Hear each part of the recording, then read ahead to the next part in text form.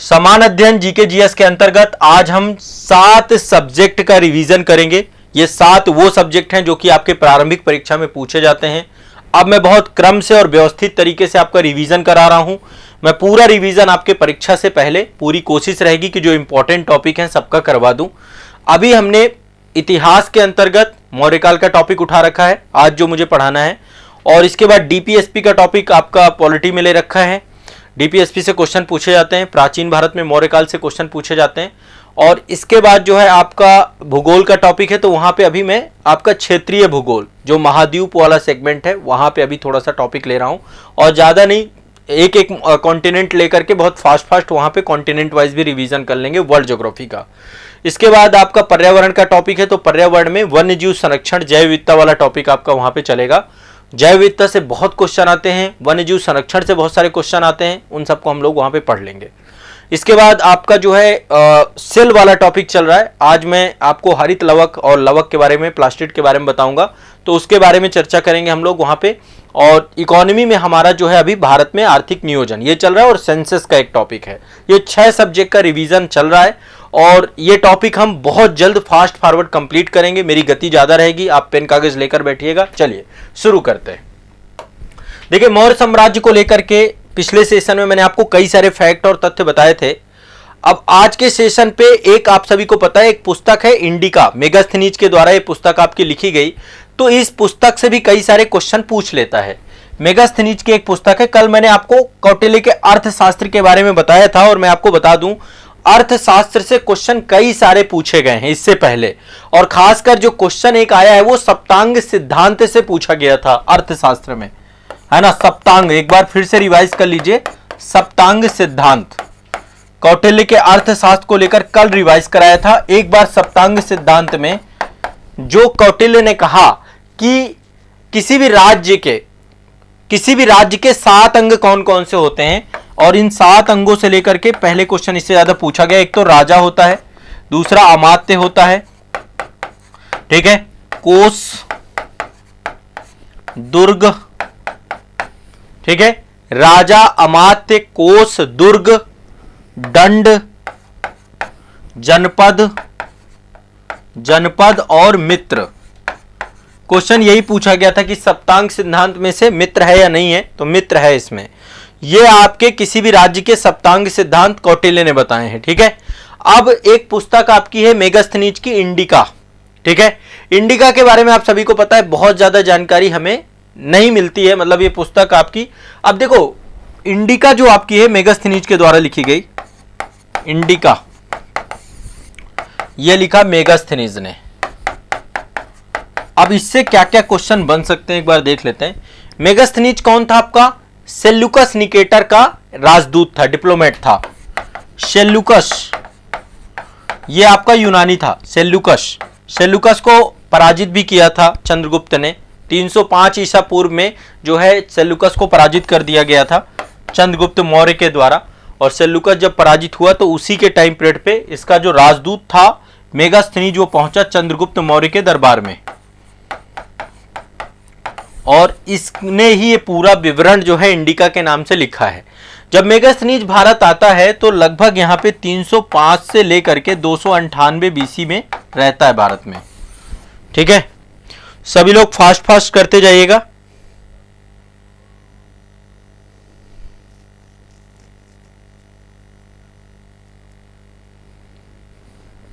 ठीक है, तो मेगास्थनीज को लेकर के आपको एक चीज ध्यान रखनी है, ठीक है। अब यहां पे राजदूत के रूप में मेगास्थनीज जो है आपका, जो है आपको पता है सेल्यूकस का गवर्नर था पहले, ठीक है। एक जगह थी आपकी कंधार रीजन में अराकोसिया, तो अराकोसिया का गवर्नर था मेगास्थनीज, ठीक है। तो सेल्यूकस ने उसको भारत में भेजा, ठीक। अब ये जो इंडिका इसने पुस्तक लिखी है, ये ग्रीक भाषा में पुस्तक लिखी गई है। किसमें लिखी गई है? ग्रीक भाषा में पुस्तक लिखी गई है। और इसके जो उद्धरण हैं, आपको पता है ये पुस्तक बाद में जो है डिस्ट्रॉय हो गई। ये पुस्तक में बहुत सारी चीजें, इस पुस्तक के आधार पे यूनान में कई सारी पुस्तकें लिखी गई। उनसे, उनके उद्धरणों से एक पर्सन था स्वानविक के द्वारा इंडिका को जो है अगेन संग्रहित किया गया। स्वानविक महोदय ने 18वीं शताब्दी में 1846 में इंडिका को फिर से संग्रहित किया। ठीक है, तो आधुनिक काल में इंडिका को संग्रहित करने का काम इसने किया। अब इंडिका जो है उस समय के भारत के, चंद्रगुप्त मौर्य के भारत के सामाजिक, आर्थिक, राजनीतिक, धार्मिक स्थिति को बताती है। मौर्य साम्राज्य का दर्पण कहा जाता है इंडिका को। इसका दूसरा नाम क्या है? मौर्य साम्राज्य का दर्पण। मौर्य साम्राज्य का दर्पण के नाम से भी यह पुस्तक जानी जाती है। ठीक है, एक बात तो यह ध्यान रखिएगा, इसमें मेगास्थनीज ने पाटलिपुत्र नगर के नगर विन्यास के बारे में बताया है। प्रशंसा बहुत करता है पाटलिपुत्र को लेकर के, नागरिक प्रशासन के बारे में बताता है और भारत में 7 जातियों का उल्लेख करता है। इंडिका में भारत में 7 जातियों का उल्लेख किया गया है। 7 जातियों का उल्लेख किया है भारत में कि उस समय 7 जातियां होती थीं। इसके अलावा यहां पे भोजन पद्धति के बारे में बताता है। ठीक है, और मेगास्थनीज ने ही भगवान शिव के लिए एक शब्द यूज किया है जिसका नाम है डायोनीसियस। डायोनीसियस शब्द जो है आपका जो इंडिका में लिखा हुआ है वो भगवान शिव के लिए यूज किया गया है। भगवान शिव के लिए कौन सा शब्द यूज किया है? डायोनीसियस। ठीक है, और भगवान कृष्ण के लिए एक शब्द यूज किया है हेराक्लीज। हेराक्लीज यह आपका भगवान कृष्ण के लिए इंडिका में शब्द यूज किया गया है। ठीक है, और उस समय भगवान शिव की पूजा होती थी, हेराक्लीज की पूजा होती थी। ब्राह्मण साधुओं की प्रशंसा करता है। तो भारत की कई सारी चीजों को लेकर के जानकारी आपका इंडिका में हमें देखने को मिलता है, यह आपको ध्यान में रखना है। ठीक है, तो इंडिका को लेकर के ये कुछ जानकारी आप सभी की है। अब देखिए थोड़ा सा हम बात करते हैं यहां पे चंद्रगुप्त मौर्य के बारे में। आज के सेशन में मैं आपको चंद्रगुप्त मौर्य के बारे में सामान्य जानकारी दूंगा जो आपके परीक्षा से जुड़ी हुई होगी। चंद्रगुप्त मौर्य, देखिए सबसे पहले एक विवाद यही था कि ये जो है क्षत्रिय धर्म से जुड़े हुए हैं या कौन से धर्म से जुड़े हुए हैं, इसको लेकर बहुत चर्चा है, बहुत डिबेट है, बहुत विवाद है। ऑप्शनल वाले बच्चों को तो प्रॉपर ये पूरा टॉपिक भी पढ़ना पड़ता है। तो देखिए कई सारे जो मैंने रिसोर्सेज बताए थे पिछले सेशन में, मैंने आपको बताया था कि विशाखा दत्त की मुद्रा राक्षस है ना, और आपके पुराण हैं, कथा सरित सागर है, सोमदेव के द्वारा लिखी गई है, क्षेमेंद्र के द्वारा बृहत कथा मंजरी लिखी गई है। इन सभी में मौर्यों को शूद्र बताया गया है। ठीक है, तो कई जगह पे इन्हें शूद्र कहा गया है, कई जगह पर जो है इनको क्षत्रिय भी कहा गया है। ठीक है, कई जगहों पे क्षत्रिय। देखो विष्णु पुराण में एक उल्लेख आता है कि जो शिशुनाग वंश है, शिशुनाग वंश के बाद जितने भी शासक आएंगे वो सारे शूद्र होंगे, ऐसी जानकारी हमें विष्णु पुराण में मिलती है। लेकिन आप देखेंगे मौर्य के बाद शुंग वंश का शासन आया, सातवाहन का शासक आया। ठीक है, ये सारे शासक आपके शूद्र वंश से तो जुड़े हुए नहीं थे। ठीक है, जस्टिन ने एक जो है आपके उपनिवेशकारी जो है इतिहासकार हैं जस्टिन, उन्होंने कहा कि ये निम्न कुल में उत्पन्न हुए हैं। तो कई जगह पे शूद्र बताया गया है, जैन और बौद्ध ग्रंथों में क्षत्रिय बताया गया है। ठीक है, महावंश और दीपवंश में और दिव्यावदान में ये जितनी भी हैं, इन्होंने इनको जो है एक तरीके से क्षत्रिय बताया है। मतलब बौद्ध ग्रंथ और जैन ग्रंथ, ये ध्यान रखिएगा, क्वेश्चन पूछ लेता है किस ग्रंथ में क्षत्रिय बताया गया है, तो बौद्ध और जैन ग्रंथ में। जो दीपवंश है, महावंश है ना, दिव्यावदान है, इन सब में इनको क्षत्रिय बताया गया है। ठीक है, शाक के क्षत्रिय के तौर पे इनको बताया गया है, इनके बारे में जानकारी मिलती है। तो ये कुछ जो है कॉन्फ्लिक्ट्स हैं, इनसे भी क्वेश्चन निकल के आता है, ये ध्यान रखिएगा। क्लियर है, स्पष्ट है। मैंने पिछले सेशन में बताया था कि मयूर यानी मोर इनका राजकीय चिन्ह के तौर पे भी था। यूनानी लेखकों के द्वारा भी मौर्यों को निम्न कुल में उत्पन्न हुआ नहीं माना गया है। तो अलग अलग मत हैं। मौर्यों की उत्पत्ति के संदर्भ में आज हम ज्यादातर बौद्ध और जैन मत से ही सहमत हैं, इसी मत को हम ज्यादातर मानते हैं। ठीक है, यह ध्यान रखिएगा। क्लियर है, स्पष्ट है। इसको लेकर के अब ज्यादा हम बात नहीं करेंगे। अब हम बात करने वाले हैं थोड़ा सा इसके प्रारंभिक जीवन के बारे में।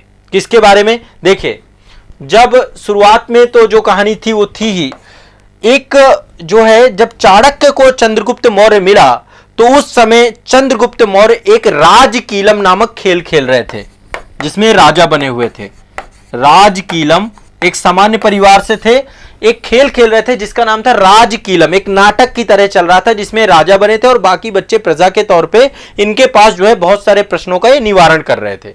तो जब कौटिल्य ने पहली बार इनको देखा तो एक शिकारी के घर पर थे ये शुरुआत में, मतलब इनका जो लालन पालन किया है एक वृषभ नामक व्यक्ति ने किया था। ठीक है, तो वृषभ नामक व्यक्ति को लेकर के गोपालक नामक एक शिकारी था, ठीक है, गोपालक नामक एक शिकारी था, तो शिकारी को लेकर के उससे जो है फिर इनको 1000 का सार्पण, चांदी का सिक्का हुआ करता था, उससे इनको खरीद लिया गया। चाणक्य ने राजकीलम नामक नाटक देखते हुए चंद्रगुप्त मौर्य को 1000 का सार्पण पे खरीदा था। कासार्पण मतलब चांदी की मुद्रा हुआ करती थी उस समय, चांदी की मुद्रा, ठीक है। 1000 कासार्पण पे इसको खरीद लिया। क्लियर है, स्पष्ट है, बहुत सिंपल है, ठीक है। अब देखिए, शुरुआत में कौटिल्य चाणक्य इनको तक्षशिला ले गए। तक्षशिला एक महान शिक्षा का केंद्र होता था, जो कि आधुनिक ये पाकिस्तान वाले क्षेत्र में है। पाकिस्तान में जो पेशावर वाला क्षेत्र है, गंधार वाला क्षेत्र है, वहां पर जो है आपका तक्षशिला विश्वविद्यालय हुआ करता था, ठीक है। तो 6 से 7 वर्ष तक ये यहां पर रहे। इनकी शिक्षा दीक्षा तक्षशिला विश्वविद्यालय में हुई। और इनका अल्टीमेट जो गोल था, चाणक्य क्या चाहते थे? चाणक्य 2 चीजें चाहते थे। चूंकि इस समय भारत में लगातार यूनानी हमले हो रहे थे, सिकंदर का भी हमला इसी टाइम पे हुआ था, सिकंदर का हमला हुआ था, और बहुत सारे यूनानी क्षत्रप जो है भारत में आ गए थे। तो एक तो चाणक्य इनको विदेशी शक्तियों से भारत को मुक्त कराना चाहते थे, विदेशी शक्तियों से भारत को मुक्त कराना चाहते थे, से भारत को मुक्त। अब विदेशी शक्ति में सारे यूनानी आएंगे यहां पे, ठीक है, यूनानियों से देश को मुक्त कराना चाहते थे। दूसरा, नंद वंश को समाप्त करना चाहते थे, इसीलिए उन्होंने इसको तैयार किया। किसको तैयार किया? चंद्रगुप्त मौर्य को, ध्यान रखिएगा। क्लियर है, स्पष्ट है। अब चंद्रगुप्त मौर्य जब तक्षशिला में था और जो है शिक्षा दीक्षा करने के बाद बड़ा हुआ, तैयार हुआ, तो चंद्रगुप्त मौर्य के द्वारा क्या किया गया? चंद्रगुप्त मौर्य ने उस समय जितने भी प्रतिरोधक थे, चोरगण थे, शस्त्रों जीवी थे, जो डकैती करते थे, लूटपाट करते थे, उन सभी को मिलाकर एक सेना बना ली। इसीलिए जस्टिन महोदय चंद्रगुप्त मौर्य के आरंभिक जो मतलब उसका शुरुआती टाइम था, उसमें डाकुओं का गिरोह कहते थे कि ये तो डाकुओं का गिरोह था। बाद में इतना बड़ा शासक बना, लेकिन शुरुआत में उसने जितने भी उस समय के लोग अराजक तत्व थे, ये मान लीजिए चोर डकैत जो भी थे, उन सबको एक साथ इकट्ठा किया और इसके बाद जो है लगातार काम करना चालू किया। शुरुआत टाइम पीरियड पे उसने जो है विदेशी शक्तियों को समाप्त करना चालू किया, यूनानियों को समाप्त करना चालू किया। और इसी बीच में उसकी मुलाकात सिकंदर से भी हुई थी, ऐसी जानकारी हमें मिलती है, ठीक है। सभी जितने भी यूनानी क्षत्रप थे, फिलिप द्वितीय को पंजाब से खत्म कर दिया, है ना, और यूडेमस था, उसको भारत छोड़ना पड़ा। तो कई सारे लोगों की, फिलिप द्वितीय की भारतीय सैनिकों के द्वारा हत्या कर दी गई। तो पंजाब और सिंध वाले क्षेत्र को इसने पहले हटाया। इसके बाद अगला नंबर आता है भारत में मगध वाले क्षेत्र में। आपका पहले तुरंत बिहार को नहीं जीता, पहले सीधा मगध साम्राज्य पे कब्जा नहीं किया, पहले पंजाब, पहले विदेशी शक्तियों को बाहर किया यहां से, और इसके बाद मगध की विजय हुई। पंजाब और सिंध को जीतने के बाद चंद्रगुप्त मौर्य घनानंद के पास पहुंचे, जो कि नंद वंश के अंतिम शासक थे। अतुल्य संपत्ति थी, खूब सेना थी, बहुत मतलब वहां की जनता जो है बहुत परेशान थी शासक से, क्योंकि वो केवल धन का लोभी था। जनता पे बहुत बड़े बड़े टैक्स लगा रखा था, तो जनता भी लगातार घृणा करती थी, ठीक है। और कहते हैं एक ऐसा मौका आया था जब वहां पे यज्ञ हो रहा था, उस यज्ञ में कौटिल्य को उसने अपमानित कर दिया था, तो जिसका प्रतिरोध कौटिल्य भी लेना चाहते थे। और वो कौटिल्य प्रतिरोध इस रूप में लेना चाहते थे कि वो नंद वंश का समूल विनाश कर देना चाहते थे, और उसी विनाश के क्रम पे जो है चंद्रगुप्त मौर्य को उन्होंने तैयार किया था। तो ये कुछ कहानी है पीछे की।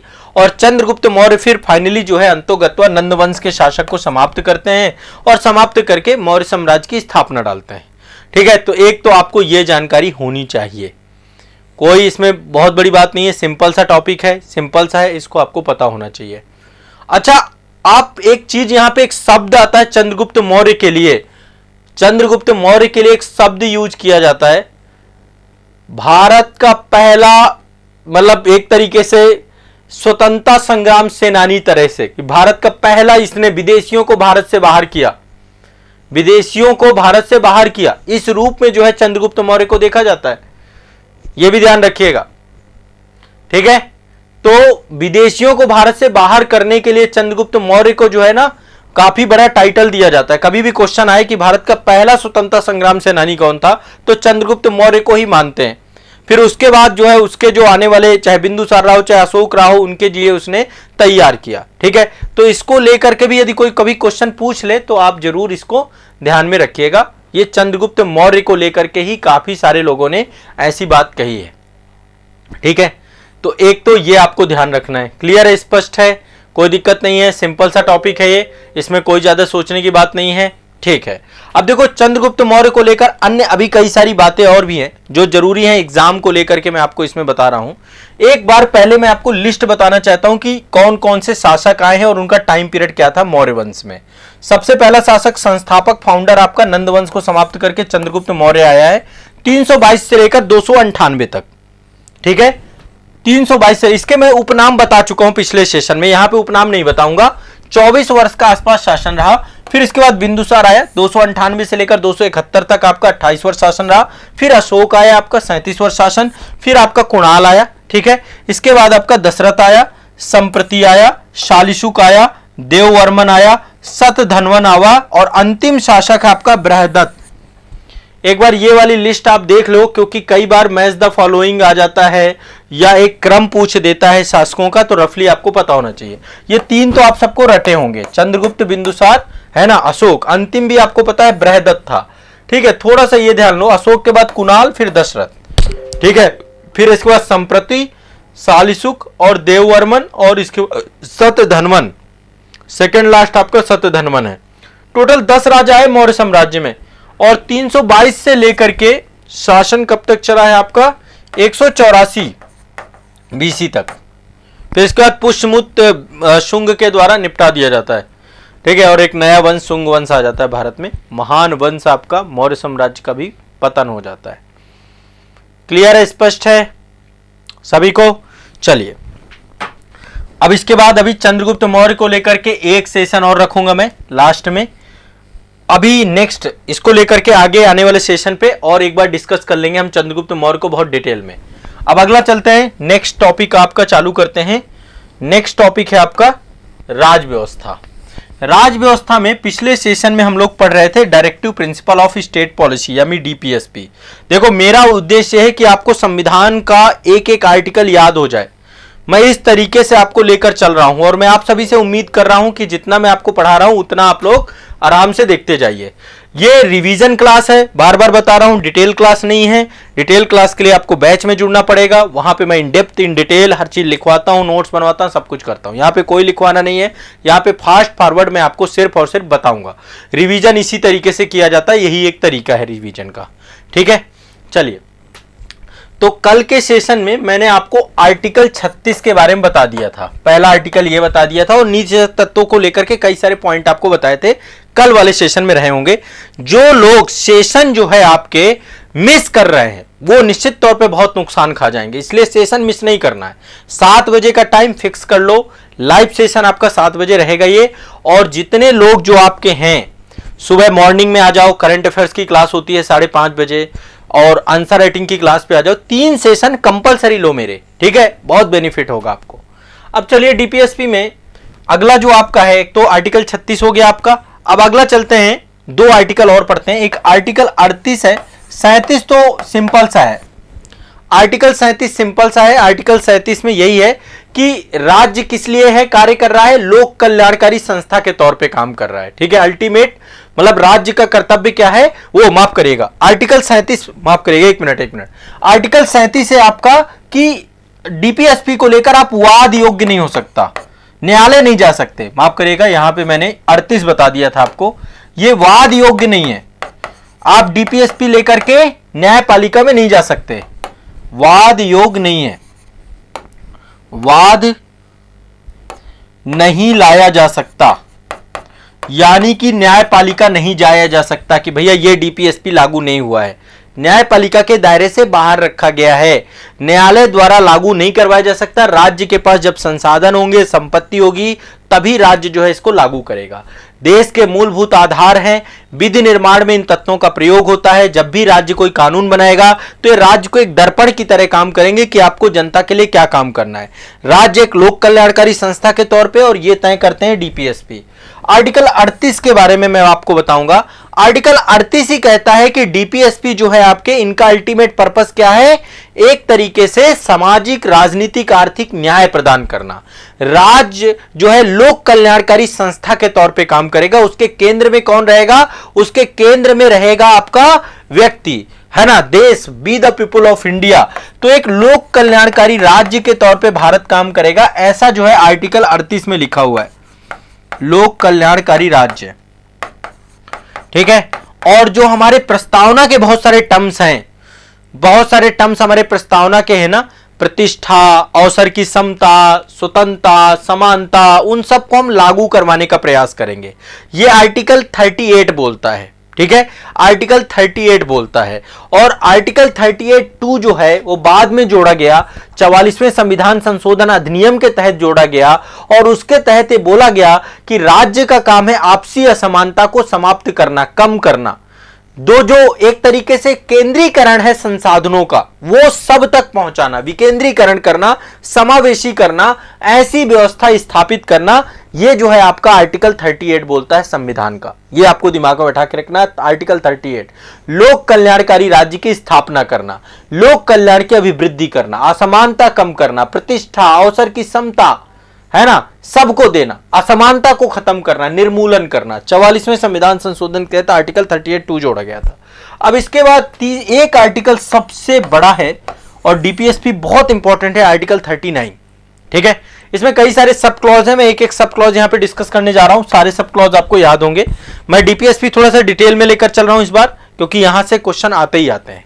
ठीक है, एक क्वेश्चन पक्का मान के चलिए डीपीएसपी से आएगा।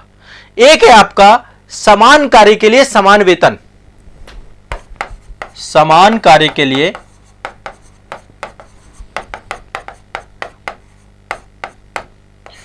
समान वेतन, चाहे महिला हो चाहे पुरुष हो। पहले ये होता है, आज भी कई जगह गांव में अभी ये भी देखने को मिलता है, महिलाओं को कम वेतन दिया जाता है।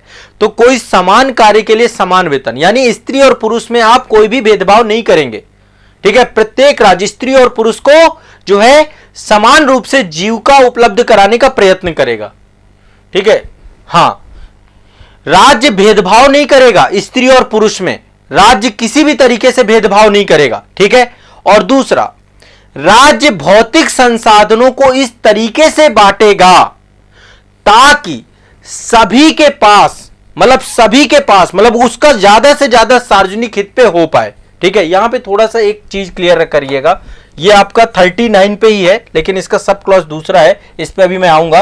39 देखो दो भागों में, 39A का और 39 खा। 39 खा, थोड़ा सा यहां पे एक बार स्पष्टता और कर लीजिए। सामान्य कार्य के लिए जो समान वेतन की बात कर रहा हूं, ये 39 खा में आपका स्पष्ट है। 39 खा में इसको बोला गया है, उसके लिए हम आएंगे। यहां पे देखिए पहली चीज क्या करता है 39A पे, 39A पे कहा गया है कि राज्य भेदभाव नहीं करेगा। किसके बीच में भेदभाव नहीं करेगा, स्त्री और पुरुष के लिए। इसका सब क्लॉज है, राज्य भेदभाव नहीं करेगा। मैं आसान भाषा में समझा रहा हूं, भेदभाव नहीं करेगा, भेदभाव नहीं करेगा। किसके बीच में भेदभाव नहीं करेगा, महिला और पुरुष के बीच में। यानी यहां पे समानता की बात की गई है। कोई भी नीति बनाई जाएगी, कोई भी कानून बनाया जाएगा, वहां पे सबको एक साथ लेकर के आया जाएगा। पहली चीज तो आप ये दिमाग में बैठा लीजिए, आर्टिकल 39A के तहत ये क्लियर किया गया है। ठीक है, अब इसके बाद दूसरा जो इसी का सब क्लॉज 2 है, 39A का सब क्लॉज 2 है, इसमें यह बोला गया है कि राज्य जो देश के अंदर भौतिक संसाधन है उनका स्वामित्व और नियंत्रण की ऐसी व्यवस्था करेगा कि ताकि सबका लाभ हो, यानी सार्वजनिक हित पे काम करेगा। राज्य सार्वजनिक हित पे काम करेगा, सार्वजनिक हित, इसको हम दूसरे शब्दों में लिख सकते हैं संसाधनों का विकेंद्रीकरण, संसाधनों के विकेंद्रीकरण। ऐसे ही क्वेश्चन पूछा जाएगा कि विकेंद्रीकरण किस आर्टिकल के तहत है, संसाधनों का विकेंद्रीकरण। ठीक है, आर्टिकल 39A का सब क्लॉज 2 ये आपका बोलता है। अब दूसरा है आर्टिकल 39B। जिसको हम आर्टिकल 39 खा भी बोलते हैं। ठीक है, इसमें क्या है, इसमें भी यही शब्द बोला गया है कि राज्य संपत्ति और उत्पादन के साधन का इस प्रकार से प्रयास करेगा ताकि केंद्रीकरण ना हो चीजों का। ठीक है, केंद्रीकरण नहीं होना चाहिए। ठीक, किसी को हानि नहीं पहुंचनी चाहिए। ठीक है, अब इसी में चौथा क्लास जो आपका है, चौथे क्लास में समान कार्य के लिए समान वेतन की बात की गई है। समान कार्य के लिए समान वेतन, महिला और पुरुष को समान कार्य के लिए समान वेतन उपलब्ध कराया जाएगा। ठीक है, ये कौन कह रहा है, 39 का चौथा सब क्लॉज। ठीक है, घ नंबर, ये ध्यान रखिएगा। राज्य सार्वजनिक हित में काम करेगा, 39 खा, इसका सब क्लॉज 2। ठीक है, 39 का सब क्लॉज ए आपका राज्य भेदभाव नहीं करेगा, महिला और पुरुष को सामान्य जो है प्रयास करेगा समान रूप से चीजों को आगे बढ़ाने के लिए। दूसरा, इसके बाद इसका 39 अंगा या फिर कहें पांचवा जो सब क्लॉज है, ये आपका क्या करता है कि राज्य ऐसी व्यवस्था करेगा कि जो विशेष परिस्थितियां हैं, चाहे वो कोई महिला हो चाहे कोई पुरुष हो, उसका जो है अवस्था के हिसाब से, जैसे मान लीजिए किसी की स्वास्थ्य और शक्ति को ध्यान में रख करके उसको कार्यों को लेकर के नियम कानून बनाएगा। ठीक है, किसी की व्यवस्था का फायदा नहीं उठाया जाएगा। तो महिला के जीवन में कोई भी स्वास्थ्य संबंधी समस्या आती है, उसको जो है उसको प्रायोरिटी दी जाएगी। कोई बच्चा है, सुकुमार है, तो उसके लिए उस तरीके के कानून बनाए जाएंगे।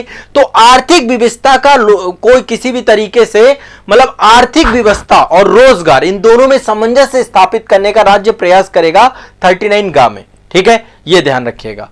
और इसके बाद जो है एक आपका जो है यहां पर अगला सब क्लॉज है इसी का 39 का, कि राज्य जो है बच्चों और युवकों के शोषण से उनको बचाने का प्रयास करेगा। बच्चों और युवकों को शोषण नहीं करेगा, उनके नैतिक परित्याग की रक्षा करेगा, ये सारी चीजें राज्य करेगा। अब देखिए, एक आर्टिकल है आपका न्याय को लेकर के। देखिए, राज्य का कर्तव्य भी है कि जस्टिस सब तक पहुंचे, न्याय सब तक पहुंचे। तो न्याय सब तक पहुंचे, इसके लिए राज्य के लिए निशुल्क विधिक सहायता की बात भी राज्य के द्वारा की गई है कि निशुल्क विधिक सहायता भी राज्य प्रदान करेगा। निशुल्क विधिक सहायता भी राज्य प्रदान करेगा। तो राज्य को लेकर आर्टिकल 39 के तहत देखो, जो मेन आपको याद करना है, निशुल्क विधिक सहायता आपको पता होना चाहिए। ठीक है, सभी को न्याय मिले, सभी को न्याय का वितरण किया जा सके। डिस्ट्रीब्यूटिव जस्टिस सिस्टम को डेवलप करने की बात की गई है। यहां पे समान कार्य के लिए समान वेतन की बात की गई है।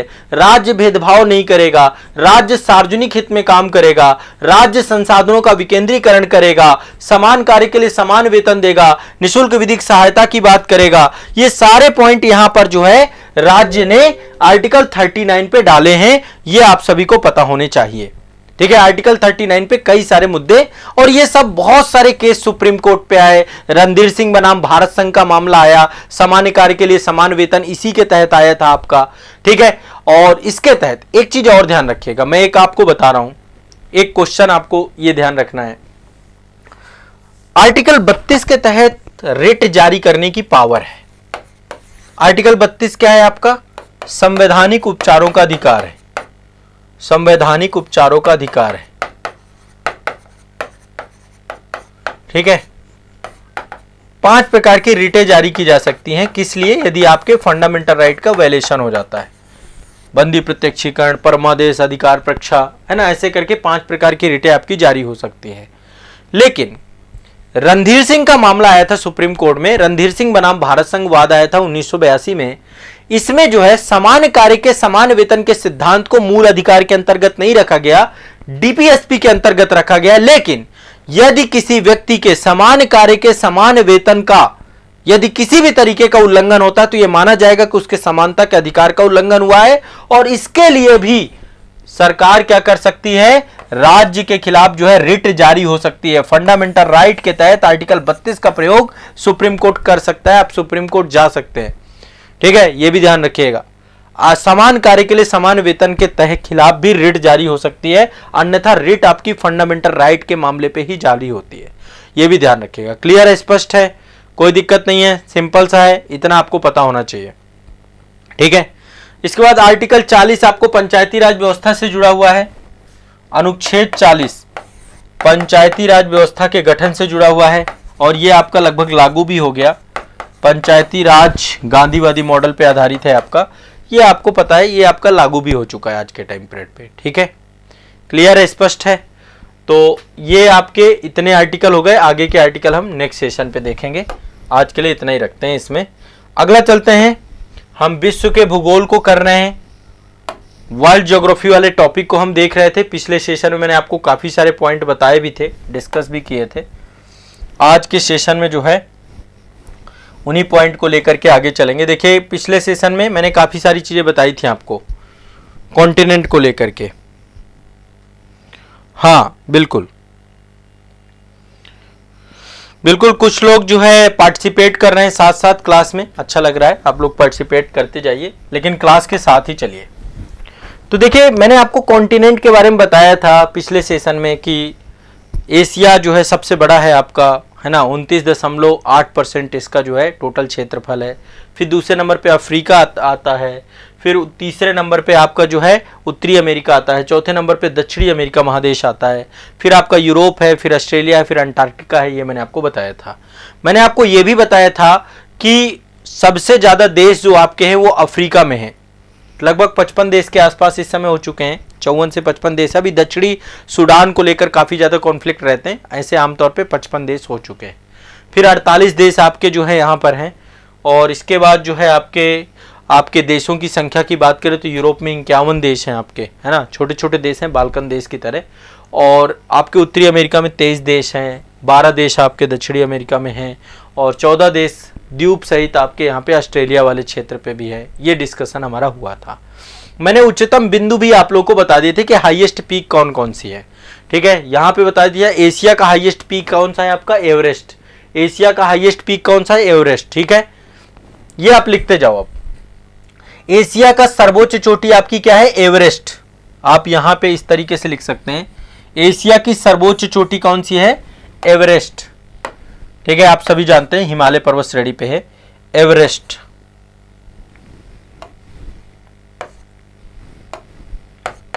माउंट एवरेस्ट है 4800। अभी इस समय आपको पता होगा जापान में भूकंप आया हुआ है, बहुत खतरनाक, बहुत जापान में खतरनाक। रिंग्स ऑफ फायर के पास वैसे भी जापान है, तो भूकंप आया हुआ है। नए साल में ही भूकंप आ गया था जबरदस्त। और अभी वहां पे सुनामी की भी एडवाइजरी जारी की गई है। पहले चेतावनी जारी की गई थी, एडवाइजरी में उसको बदल दिया गया है कि सुनामी, और तटीय क्षेत्रों को खाली करवाया जा रहा है। भूकंप के झटके लगातार जापान झेलता रहता है। नए साल का स्वागत जापान का अच्छा नहीं हुआ। ठीक है, तो एवरेस्ट आपका जो है 4848 आपका यहाँ पे एवरेस्ट हो गया। इसके बाद दूसरे नंबर पे अफ्रीका की जो सबसे ऊंची चोटी, इसका नाम है किलीमंजारो। सबसे ऊंची चोटी कौन सी है, किलीमंजारो, केन्या में पड़ती है आपकी ये किलीमंजारो। सबसे ऊंची चोटी कौन सी है, किलीमंजारो। कितनी आपकी, 5800। ये शायद मैंने बताया है पिछले सेशन में, चलो एक बार वर्बली बता देता हूं, लिखता नहीं हूं। किलीमंजारो अफ्रीका की है। इसके बाद उत्तरी अमेरिका की मैकिनले है, मैकिनले, माउंट मैकिनले, अलास्का श्रेणी में पड़ता है आपका यहाँ पे माउंट मैकिनले। इसके बाद यहाँ पे रॉकीज है, वो एंडीज पर्वत श्रेणी है दक्षिणी अमेरिका में। यहाँ पे माउंट एकांकागुआ, माउंट एकांकागुआ एंडीज पर्वत श्रेणी में हाईएस्ट पीक है, 49,962 मीटर की हाइट है इसकी। इसके बाद यूरोप की आपकी सबसे ऊंची है एल्ब्रुस। ठीक है, यहाँ की माउंट कोसिस्को है, ऑस्ट्रेलिया के माउंट कोसिस्को। और जो आपका अंटार्कटिका वाला क्षेत्र है, इसकी कौन सी है, विंसप मेसिप। ये मैंने आपको बताया था। अब सबसे निम्नतम बिंदु की बात करते, तो हाईएस्ट पीक हो गया। सबसे निम्नतम बिंदु की बात करें तो एशिया में सबसे निम्नतम बिंदु आपका जॉर्डन वाले रीजन में पड़ता है, मृत सागर। सबसे निम्नतम बिंदु कौन सा है एशिया का, मृत सागर। मृत सागर सबसे जॉर्डन वाले, ये जो मिडिल ईस्ट वाला क्षेत्र है वहां पर पड़ता है आपका। और यहीं से अफ्रीकन भ्रंश घाटी चालू होती है ना, इजराइल के साथ, इजराइल है, फिर यहीं पे जॉर्डन है ना, ये लेबनान है, कई सारे देश हैं यहाँ पे। ठीक है, तो आपका जो है सबसे निम्नतम क्षेत्र एशिया में कौन सा है, मृत सागर। ये लगभग 400 मीटर की गहराई पर है मृत सागर। ठीक है, यदि हम अफ्रीका की बात करें तो अफ्रीका में आसल झील है आपकी। कौन सी है अफ्रीका में, आसल झील। आसल झील कौन सी है आपकी आसल झील, कौन सी आपकी आसल झील, ध्यान रखिएगा। अफ्रीका का सबसे निम्नतम बिंदु जो है उसको आसल झील बोलते हैं। अफ्रीका का सबसे निम्नतम बिंदु जो है वो आसल झील के तौर पे है। इसके बाद उत्तरी अमेरिका में डेथ वैली पाई जाती है। उत्तरी अमेरिका में डेथ वैली सबसे नीचे है, ठीक है, उत्तरी अमेरिका में। मैं आपको महाद्वीप भाई बता रहा हूं। एशिया में सबसे निम्नतम पॉइंट मृत सागर है, ठीक है। यहां पे अफ्रीका में आसन झील है, यहां पे डेथ वैली है उत्तरी अमेरिका में। अच्छा, दक्षिणी अमेरिका की बात करें तो दक्षिणी अमेरिका में सबसे नीचे आपका एक बेल्डस पेनिनसुला है। आपका यहां पे पेनिनसुला है, आपका जो है आपका बेल्डस प्रायद्वीपीय क्षेत्र आपका जो है, तो बेल्डस पेनिनसुला आपका सबसे निम्नतम क्षेत्र है आपका। और यदि मैं आपको यूरोप की बात करूं तो यूरोप में कैस्पियन सागर है। कैस्पियन सागर सबसे नीचे है, -28 के आसपास पड़ता है। सबसे नीचे आपका गर्तीय क्षेत्र आपका कैस्पियन सागर पड़ता है। ऑस्ट्रेलिया की बात करें तो ऑस्ट्रेलिया में आयर झील है। आयर झील सबसे निम्नतम है आपका वहां पे। और अंटार्कटिका की बात करें तो यहां पे जो है आपका वेंटल ट्रेंच है यहां पे। और वैसे पूरे विश्व की बात करें तो मेरियाना ट्रेंच सबसे नीचे है। प्रशांत महासागर में पड़ती है मेरियाना ट्रेंच, ठीक है। मेरियाना ट्रेंच आपकी, ये आपको ध्यान रखना है। अच्छा चलो, सबसे लंबी नदी की बात करते हैं। एशिया में सबसे लंबी नदी है यांग टिसी क्यांग, चीन में पड़ती है यांग टिसी क्यांग। यांग टिसी क्यांग मैं आपको कॉन्टिनेंट वाइज बता रहा हूं आपका, ठीक है। तो एशिया की सबसे लंबी नदी का नाम है यांग टिसी क्यांग, ठीक है। अफ्रीका की सबसे लंबी नदी है नील नदी, व्हाइट नील। सबसे विश्व की सबसे लंबी नदी में से भी आती है नील नदी, ये ध्यान रखिएगा। सबसे लंबी नदी विश्व की नील नदी।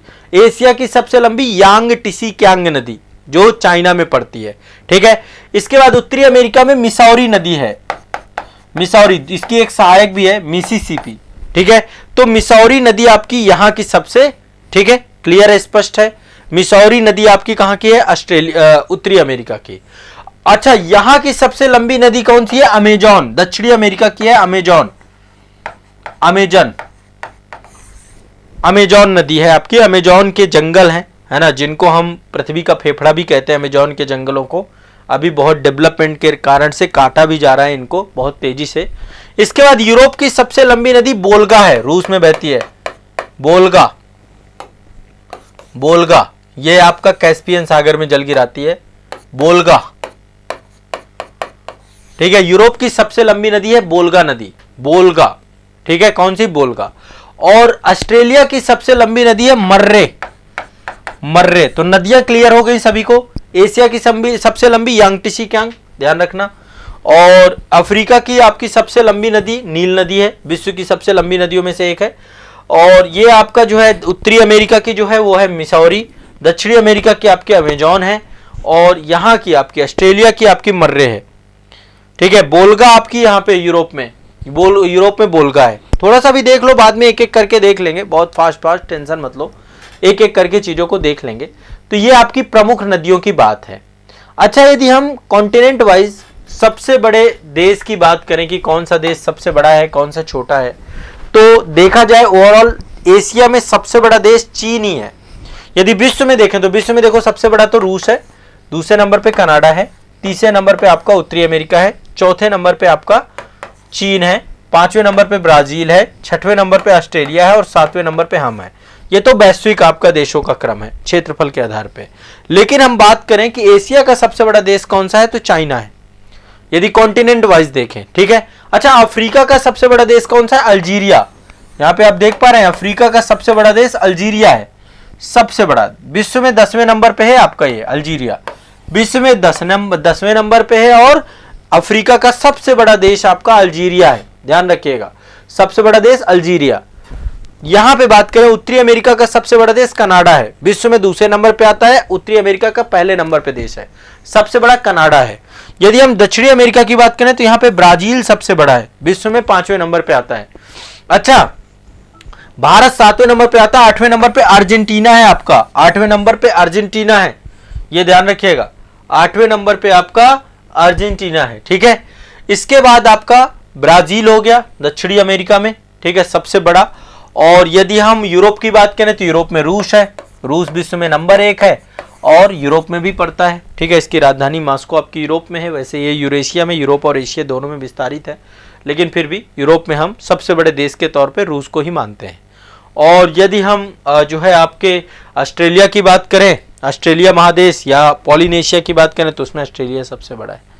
तो ये भी ध्यान रखिएगा, इससे भी क्वेश्चन आता है। अच्छा, सबसे बड़ा देश तो हमने बात कर ली, एक बार सबसे छोटा देश भी डिस्कस कर ले क्या कि सबसे छोटा देश कौन सा है। समझ में आ रहा है कि नहीं आ रहा, सभी को क्लियर है क्या? सबसे छोटे देश की बात करें तो एशिया में सबसे छोटा देश मालदीव है। सबसे छोटा देश कौन सा है? मालदीव। मालदीव के पास पानी ही नहीं है, चारों तरफ से समंदर समंदर समंदर समंदर। पानी तो है पर पीने योग्य नहीं है, पी नहीं सकते पानी को। वहां पे समंदर के पानी को ही रिफाइन किया जाता है। और भी बीच में जो है ना, पिछले साल जो है वहां का वो प्यूरिफाइड सिस्टम खराब हो गया था, सब पहुंच गए वहां पे, भारत भी पहुंच गया। लो भैया पानी पियो, ठीक है। चलो, तो एक तो यहां पे भारत, एशिया का सबसे छोटा आपका मालदीव है। अफ्रीका का सबसे छोटा एक द्वीप है आपका, जिसका नाम है मेओटी, मेओटी द्वीप। यहां पे एक द्वीप है मेओटी, सबसे छोटा है, ठीक है, मेओटी, ध्यान रखना, मेओटी सबसे छोटा है। इसके बाद यदि हम बात करें उत्तरी अमेरिका की, तो यहां पे है सेंट पीरे, ये भी आपका यहां पे कैरेबियन देश है जो सेंट पीरे, ठीक है, सेंट पीरे, ये आपका सबसे छोटा है। यदि हम दक्षिणी अमेरिका की बात करें तो यहां पे सूरीनाम है, सबसे छोटे वाले देख रहे हैं हम, सूरीनाम सबसे छोटा देश, ठीक है। सबसे बड़े देश देख लिया, अब सबसे छोटे देश देख रहे हैं। इसके बाद हम रूस की बात करें तो रूस में, वो यूरोप की बात करें तो यूरोप में वेटिकन सिटी है, रोम में वेटिकन सिटी सबसे छोटी, तो यही है वेटिकन सिटी, वेटिकन सिटी, ठीक है, सबसे छोटी आपकी वेटिकन सिटी है। और यदि हम बात करें आपके जो है इधर वाले क्षेत्र को, पॉलिनेशिया वाले क्षेत्र को, ये कई सारे द्वीप हैं यहाँ पे, उनको पॉलिनेशिया के तौर पे जानते हैं। यहाँ पे सबसे छोटा देश है नौरू द्वीप है आपका, ये नौरू। ये तो आपके टोटल जो है देश को लेकर के कुछ जानकारी रही। अभी बहुत सारी चीजें देखो, धीरे धीरे आप सभी चीजें सीख जाओगे, कोई दिक्कत वाली बात नहीं, मैं आपके साथ हूं, ठीक है, क्लियर है। चलिए अब अगले सब्जेक्ट की तरफ चलते हैं, अगला सब्जेक्ट मूव करते हैं। अगला सब्जेक्ट है आपका पर्यावरण। तो इन्वायरमेंट को लेकर के कुछ चीजें क्लियर कर लेते हैं। इन्वायरमेंट में मैं आपको टॉपिक लेके चल रहा हूं वन्यजीव संरक्षण को लेकर के। तो वन्यजीव संरक्षण को लेकर मैंने आपको पिछले सेशन में कई सारे एक्ट बताए थे कि बहुत सारे अधिनियम पारित किए गए हैं आपके वन्यजीव संरक्षण को लेकर के, सरकार के द्वारा कई सारे कानून अधिनियम ये सब पारित किए गए।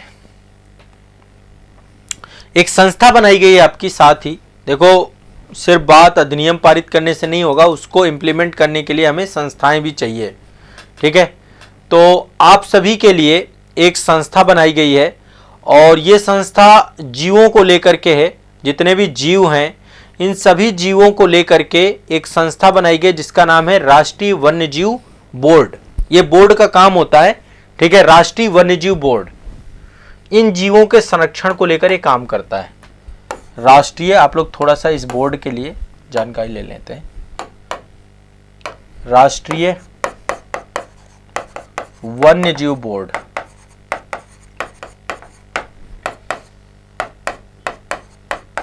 राष्ट्रीय वन्यजीव बोर्ड ये आपकी एक संस्था है और इसको जो है एक अधिनियम पारित किया गया था, वन्यजीव संरक्षण अधिनियम 1985। तो जो वन्यजीव, देखो पर्यावरण संरक्षण अधिनियम 1986 में बनाया गया था, 1985 में एक अधिनियम बनाया गया था वन्यजीव संरक्षण अधिनियम 1985। तो इसी के तहत वन्यजीव बोर्ड की स्थापना की गई है। इसकी अध्यक्षता भारत की प्रधानमंत्री करते हैं। अध्यक्ष कौन होता है इसके? अध्यक्ष होते हैं पीएम, अध्यक्ष होते हैं प्रधानमंत्री। इसलिए बोर्ड बहुत इंपॉर्टेंट हो जाता है, सबसे बड़ी संस्था के तौर पे आप इसको देख सकते हैं, ठीक है। तो ये आपका वन्य जीवों के संरक्षण के लिए कई सारी योजनाएं बनाता है, उनका क्रियान्वयन करता है।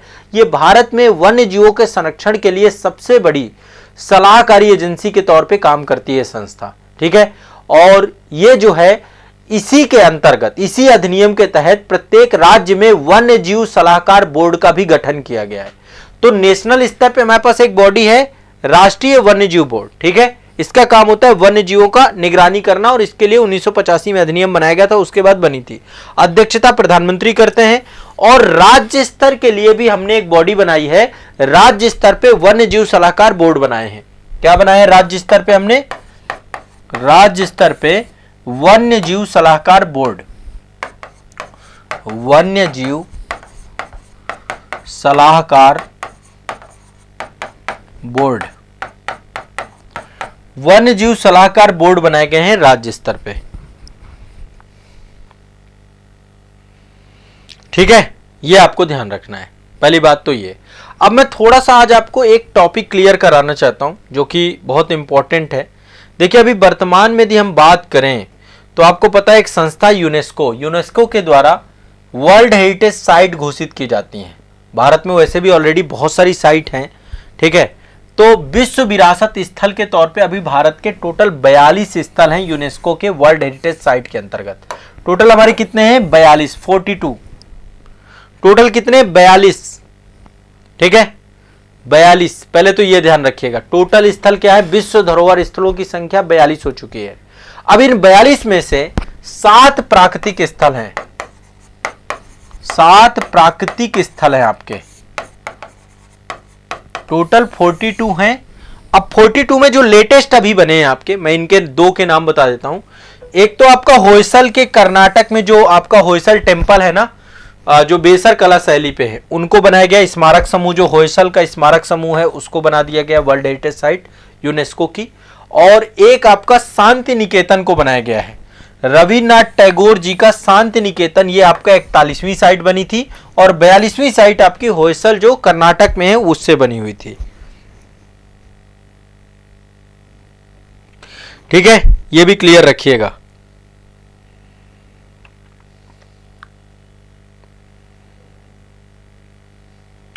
अब 42 हो चुके हैं, ध्यान रखिएगा।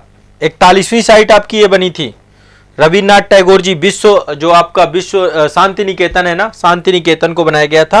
और होयसल के स्मारक समूह को 42वीं साइट पे था। तो 42 में से टोटल 7 नेचुरल साइट हैं आपकी, प्राकृतिक हैं। ठीक है, 7 कौन कौन से? प्राकृतिक। एक बार मैं 7 के नाम लेता हूं आपको, तो ठीक है, शायद आपको याद हो जाए। एक तो काजीरंगा राष्ट्रीय उद्यान है, ये 1985 में बना दिया गया था, काजीरंगा राष्ट्रीय उद्यान असम में पड़ता है। दूसरा केवलादेव राष्ट्रीय उद्यान। ठीक है, तीसरा मानस वन्यजीव अभयारण्य। चौथा नंदा देवी। पांचवा फूलों की घाटी राष्ट्रीय उद्यान है, उत्तराखंड के हैं दोनों, नंदा देवी फूलों की घाटी।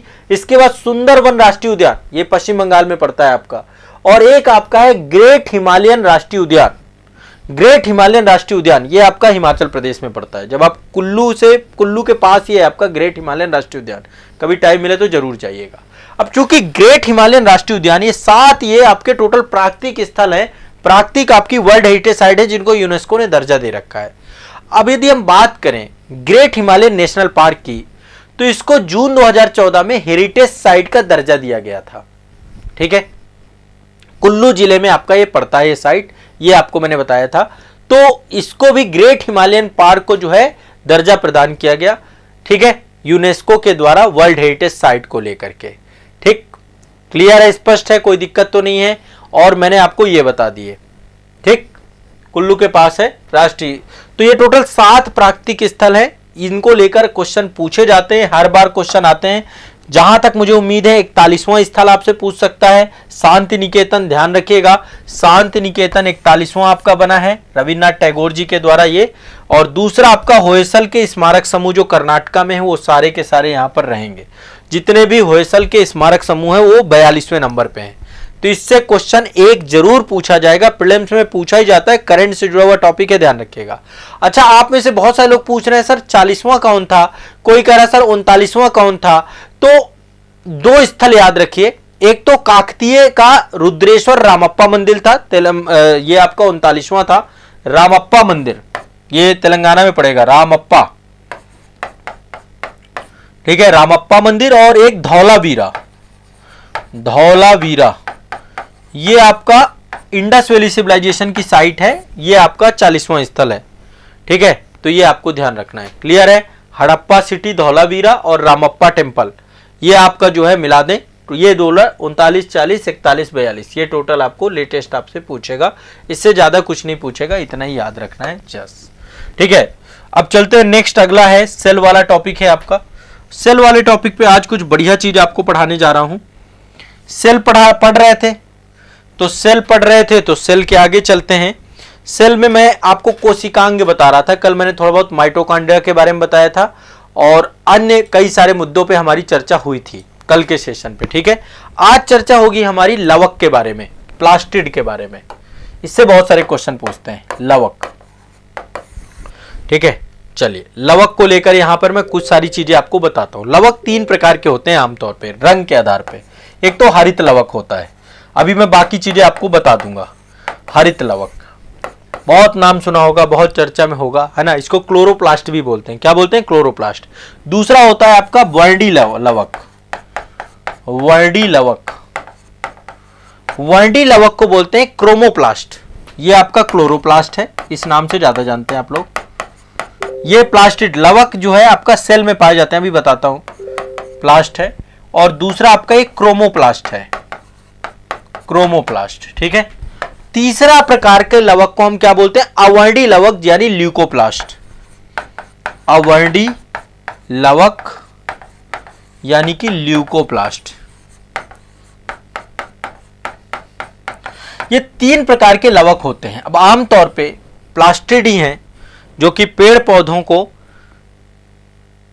भोजन बनाने में मदद करते हैं। हरित लवक का बहुत बड़ा योगदान होता है। तो आमतौर पे ये हमारे शरीर में नहीं पाए जाते लवक, ये पाए जाते हैं पादप कोशिकाओं में पाए जाते हैं।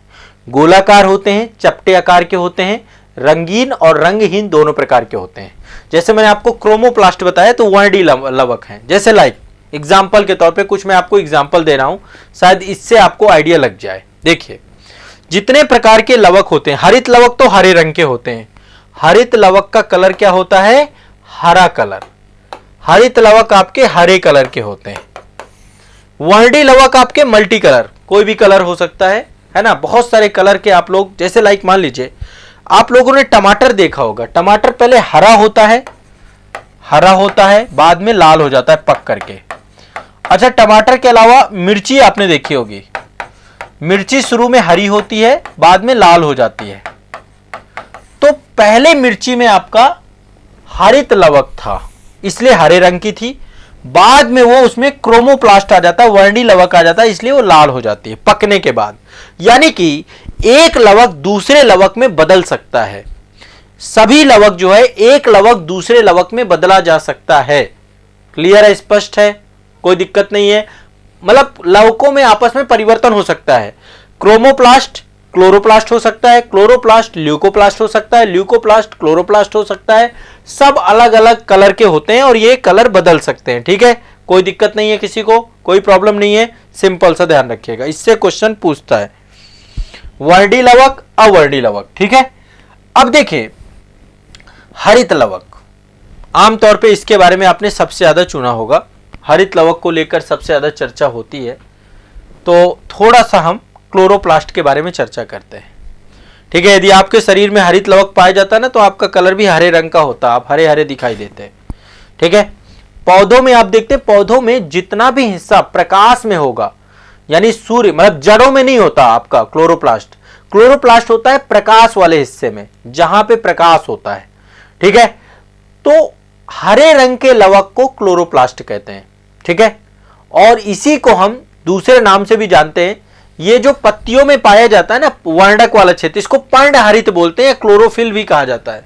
जो पत्तियां होती हैं पर्ण में पाए वाला, इसको बोलते हैं पर्णहरित या क्लोरोफिल। क्लोरोफिल या पर्णहरित।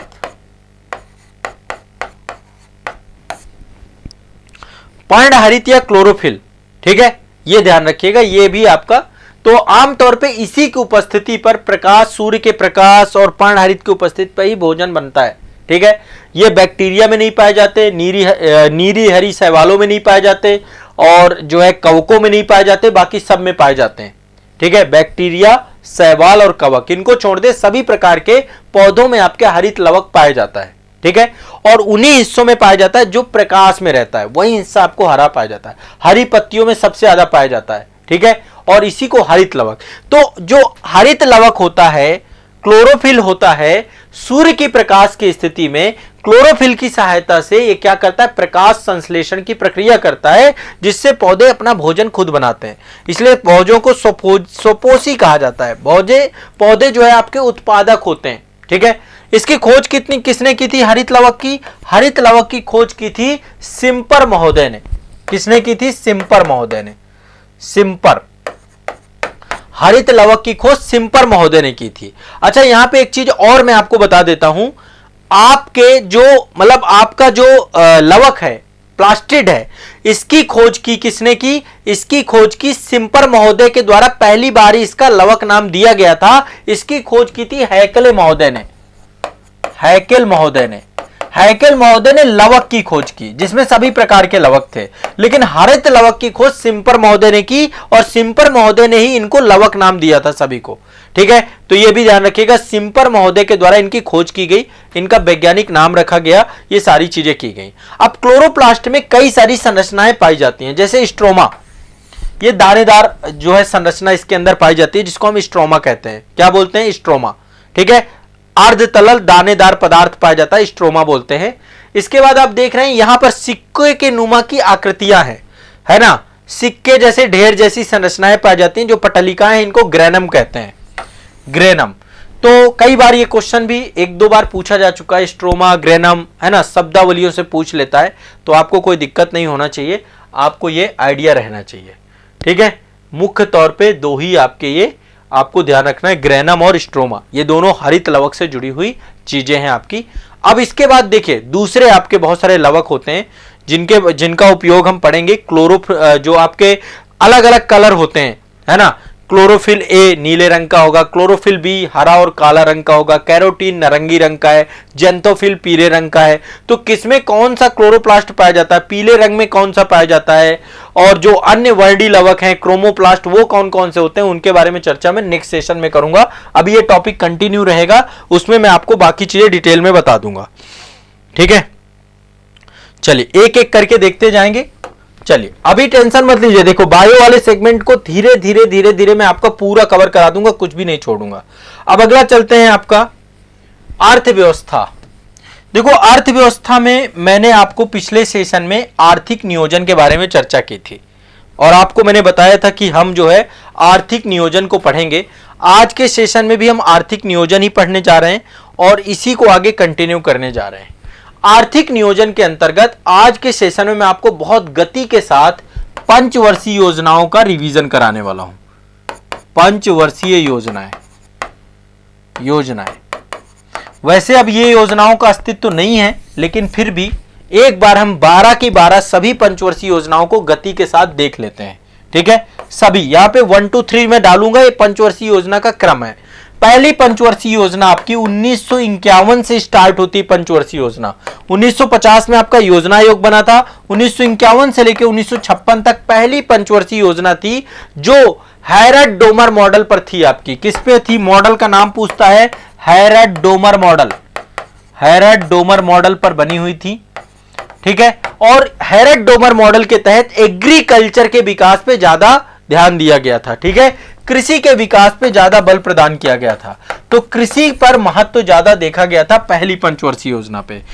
आमतौर पे इससे क्वेश्चन आपका बनेगा कि किस मॉडल पे कौन सी आधारित थी और किस पे क्या बल दिया गया था, केंद्र बिंदु क्या था, उसकी टैगलाइन क्या थी, ये सब चीजें ध्यान रखिएगा।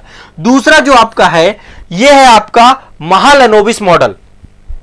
दूसरी पंचवर्षीय योजना जो आपकी है 1956 से लेकर के 1961 तक, हाँ 5 साल हो गए ना, 1956 से लेकर 1961 तक आपकी रहती है दूसरी। ये आपकी है महालनोबिस मॉडल। महालनोबिस सांख्यिकी विद थे आपके लनोबिस मॉडल, ठीक है। इसमें जो है आधारभूत भारी उद्योगों के विकास पे बल प्रदान किया गया। तो ये आपका भारी आधारभूत भारी उद्योग, कोर सेक्टर को ज्यादा फोकस किया गया, भारी उद्योगों पर बल प्रदान किया गया, ठीक है। तो ये आपको ध्यान रखना है दूसरा, ठीक है। महालनोबिस मॉडल, इसको नेहरू महालनोबिस मॉडल भी कहा जाता है। तीसरा आपका जो है, तीसरी जो आपकी पंचवर्षीय योजना थी 1961 में चालू होती है। 1961 से लेकर 1966 तक आपकी योजना चलती है। इस समय हमारे लाल बहादुर शास्त्री आ चुके थे। इस मॉडल को हम सैंडी, चक्रवर्ती और महालनोबिस मॉडल का के तौर पे भी जानते हैं। तो इसमें जे सैंडी थे आपके, ठीक है, और सुखमय चक्रवर्ती थे, सुखमय चक्रवर्ती, ये ध्यान रखिएगा। इनके द्वारा ये पूरी की पूरी आपकी योजना बनाई गई थी। मतलब इसमें महालनोबिस मॉडल का भी प्रभाव था। महालनोबिस मॉडल यदि आपसे कोई भी पूछता है तो ये आपकी दूसरी पंचवर्षीय योजना ही महालनोबिस मॉडल पे थी। इससे क्वेश्चन आ सकता है, ठीक है। अब इस मॉडल में हम अपनी इकोनॉमी को आत्मनिर्भर बनाने की बात कर रहे थे, स्वतः स्फूर्ति बनाने की बात कर रहे थे, तो एक आत्मनिर्भर अर्थव्यवस्था की ओर, क्योंकि आपको पता है इस समय एग्रीकल्चर के क्षेत्र में भी हमारा देश, इसके बाद ही हरित क्रांति और ये सारी चीजें देखने को मिलती हैं, तो अभी भी हम निर्भर थे दूसरे देशों में। बहुत सारी चीजें इंपोर्ट हुआ करती थी, तो इंपोर्ट करना भी हमने बंद कर दिया, ठीक है। तो एक आत्मनिर्भर अर्थव्यवस्था के तौर पे हम इसको देख सकते हैं, ठीक है। आत्मनिर्भर, स्वतः स्फूर्त, ठीक है, शब्द आपके प्रयोग किए गए हैं, स्फूर्त, ठीक है। आत्मनिर्भर स्वतः स्फूर्त अर्थव्यवस्था, ठीक है, ये बात हुई थी। इसके बाद आपके जो है अगला मॉडल आता है चौथा मॉडल, चौथी पंचवर्षीय योजना जो है आपकी, ये आती है 1969 से लेकर के, माफ करिएगा, हाँ चौथी पंचवर्षीय योजना आपकी। हाँ, बीच में देखो थोड़ा सा, चूंकि इस समय देश में आपको पता है कि काफी सारे संकट चल रहे थे, तो योजना का गैप भी आया था। योजना गैप भी देखने को मिलता है, मैं उसके बारे में बाद में बताऊंगा। 1969 से लेकर 1974 तक आपका चौथी पंचवर्षीय योजना थी आपकी, जिसमें अशोक रुद्र एलन एन मात्रे मॉडल के रूप में कहते हैं। इसमें थे अशोक रुद्र, ये वो पर्सन है जिन्होंने इस मॉडल को जन्म दिया, ठीक है। Elon, Ashok Rudra Elon S मात्रे मान्य मॉडल, एलन एस मॉडल, ठीक है। ये चौथी पंचवर्षीय योजना थी आपकी। और इस योजना, यहां पे बीच में योजना गैप भी हमें देखने को मिलता है, ठीक है। एक वर्षीय योजना यहां पर देखने को हमें मिलती है, और ये आपका स्थिरता के साथ आत्मनिर्भरता के कॉन्सेप्ट पर आधारित थी।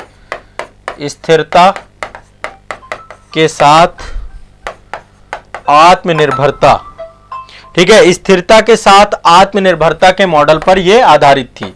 आत्मनिर्भरता, निर्भरता के कॉन्सेप्ट पर आधारित थी, ठीक है। तो आज के सेशन में हम इसको यहीं तक रखते हैं। कल जो है आगे मैं पूरी करवा दूंगा, जितनी भी आपकी हैं पूरी पंचवर्षीय योजना कल हम कर लेंगे इकोनॉमी को लेकर के। आज के सेशन को यहीं पर हम समाप्त करते हैं, ठीक है। चलिए।